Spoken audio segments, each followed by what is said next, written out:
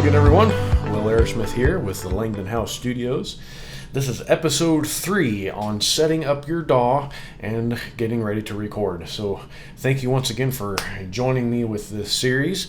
In this episode, I'm just gonna teach you how to set everything up to where you're getting ready to record. You should have all your equipment ready. You should have a microphone by now, a set of headphones, an interface, obviously a computer, and now you're ready to record, but not quite. You still got to set up Reaper or your DAW, whichever DAW you're using, to be able to record at a decent quality and have a good project on your hands. So let's dive right in. We're going to start off with making a new project in Reaper.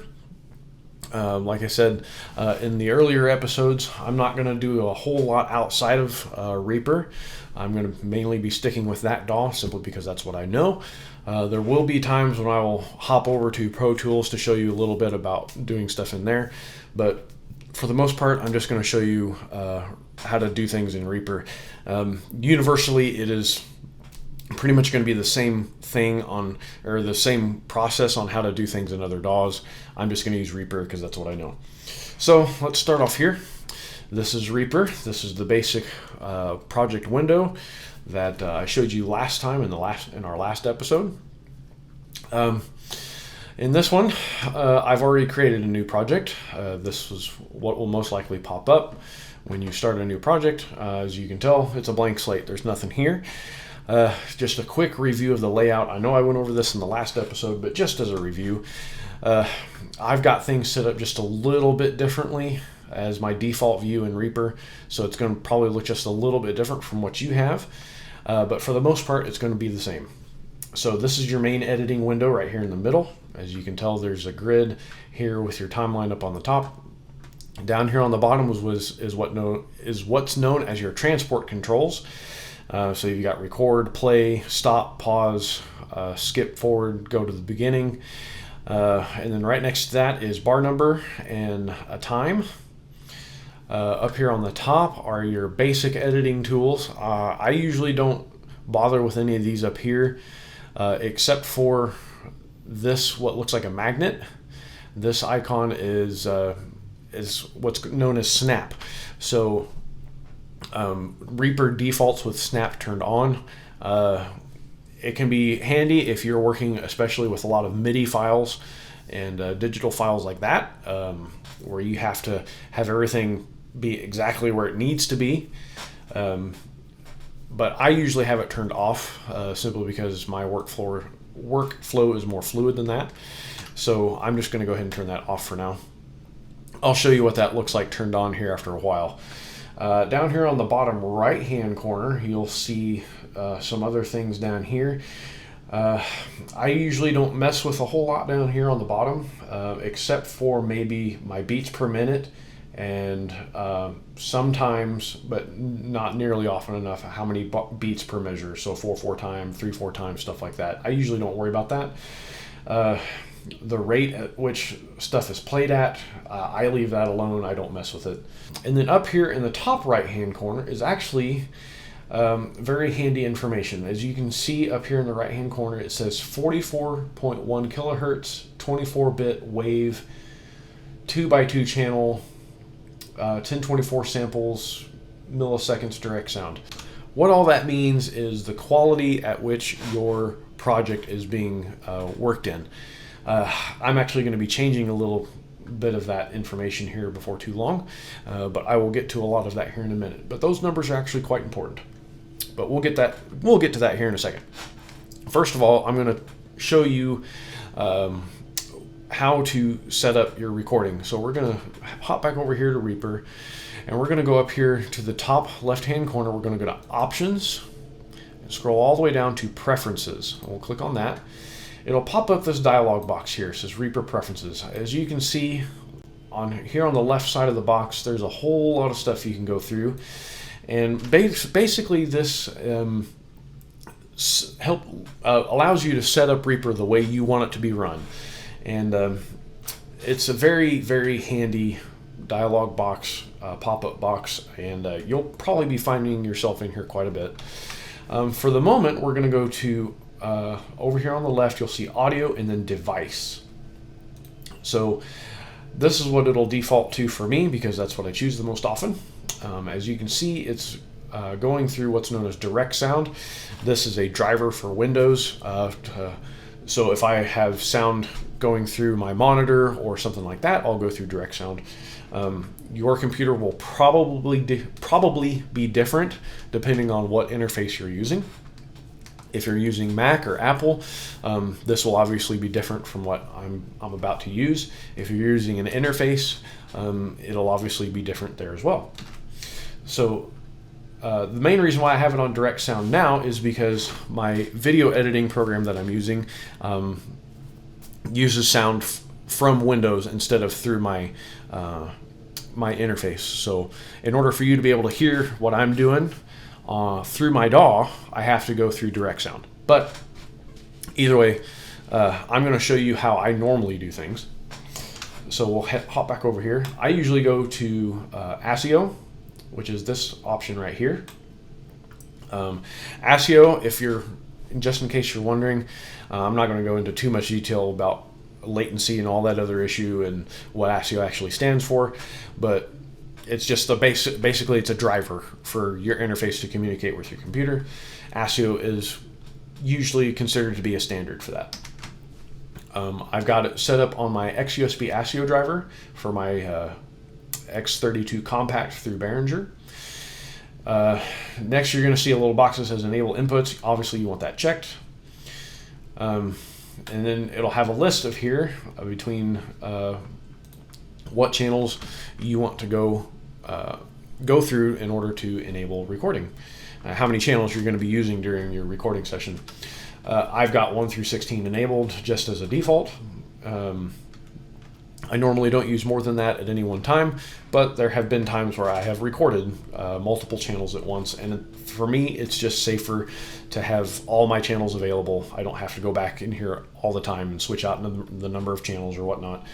But depending on your interface, you'll have anywhere between 1 and 2 channels, all the way up to 32 channels or 64 channels sometimes. It just depends on what interface you're using. But for now, it's 1 through 16 for me. And then my output range, I have it on 1 through 8 right now because I'm running through some projects that I'm going through doing some surround sound mixing. But I'm not going to get into that for this series simply because just like last episode when I was telling you about the Pro Tools HD tier, mixing in surround sound is far beyond the scope of what this series is going to be all about. So I'm just going to skip over doing anything with surround sound from here on out, just so you know. But I've got my output set from 1 to 8. If I'm going to change my sample rate and my number of samples that I do, I go to ASIO configuration with it, which is this box right here. You click on that button, and for XUSB, for my interface, my X32, their driver is called XUSB, and this dialog box pops up on the screen for my driver. As you can see, my current sample rate is 48,000. My buffer settings are set to 256 in safe mode, and then you can see all that information here. A lot of people ask me what settings should I have my project set at? And I normally tell people I wouldn't go less than 44.1 kilohertz sample rate and then a 16-bit depth. Bringing it down to absolute bare bones as to what both of those terms mean. Your sample rate is the number of times your computer will sample or have to process a certain sample at 1 second interval. So if I'm running a project at 48 kilohertz, that means my computer is processing 48,000 samples during 1 second. As far as bit depth goes, bit depth is the quality at which those samples are read. So if you have a 16-bit depth, that means you have. So imagine for an analog signal, you would have a sine wave that kind of looks like dips and valleys, looks like hills. I'm sure if you're watching this, you've seen some sort of sine wave. The bit depth is the resolution at which the computer will, what's the word I'm looking for? Digitize that sound wave. So obviously, the higher bit depth you have, the better resolution and the closer to that analog signal you're going to get. For the most part, anything higher than 24 bits is really overkill. The de facto standard for the longest time was 16 bits. That's simply because that's what compact discs or CDs are set at.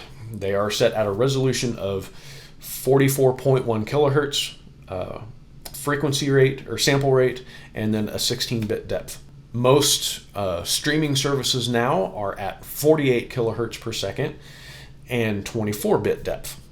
So for 90% of all of the projects you're going to do or that I do, you'll probably just want to stick with 20 or 48 kilohertz at 24 bits per second, and that will be more than sufficient enough to cover most of your projects. There's a whole lot of information out there on the internet as to about the debate of going with higher bits or higher frequency rates or everything like that.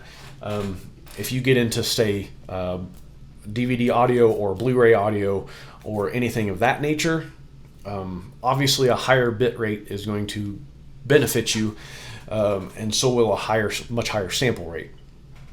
But as far as going with streaming standards, so like Spotify or Pandora, Apple Music, all that kind of stuff, 24-bit bit depth and 48 kilohertz is essentially considered the standard for all of those streaming services. And that's where a lot of your music is going to be played nowadays, is streaming through the internet and through apps and through your phone. So all of the projects we're going to do for this series are going to be set at that rate.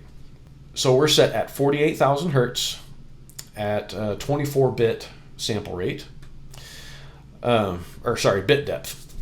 Now this buffer size right here, so 200. So if you're recording, you essentially want to do the smallest amount of samples you can without dropping any audio or getting any distortion. 256 samples for my interface is usually really just fine. So that's what I normally use when I'm doing recording. If I'm doing anything labor intensive while mixing, say I've got a bunch of plugins that are using a lot of processing power and there's a lot of communication going back and forth between my computer and my interface, my soundboard, then that sample size will obviously go up, so I don't drop any audio and I don't get any clipping or anything like that. But for now, we're going to stick with 256, and that'll be just fine for me. So we're going to close that. We're going to click OK. And as you can see up here in the top, those numbers have changed. So we're at 48 kilohertz per second at 24-bit depth. And you see a wave, the word wave right next to that. That just signifies what format all of my, what file format all of my audio is going to be saved as. So I'm just saving it as a WAV file. There are a number of different audio file formats that you can use. I highly recommend doing WAV, as it is known as a lossless audio format, and it is the best quality, in my opinion, that you can record into without losing any resolution or losing any dynamic range in your audio project. So there are a few other audio file formats that you can use that are very similar to WAV that do the exact same thing. But as far as this goes, WAV is usually considered to be, again, the industry standard. So we're just going to stick with WAV. So after that, you have to decide where to save your project. And saving is obviously very important. You obviously don't want to lose what you've already worked on for the past hour or couple of weeks or days or months or however long you've been working on your project, you got to save it somewhere. So I obviously am going to go ahead and save this project. I'm going to save project as, and I'm going to put it under, I'm going to create a new file here. I'm going to call this file Studio BTS, standing for behind the scenes. Okay. And then I'm going to save this project as the same thing. And there we go. So my project is saved. And I recommend saving your project before you do any recording, before you do anything else. As far as recording goes, set up everything as far as your bit depth and your sample rate and getting your interface correctly, and then save your project. So that way when you come back to your project, everything stays the same. Also, with Reaper, it's kind of nice that whenever you save your project, notice I made a file for my project, a folder, I should say. Let's go back over here to volume, and we'll come back down to, oops, not that one, back to Studio Behind the Scenes.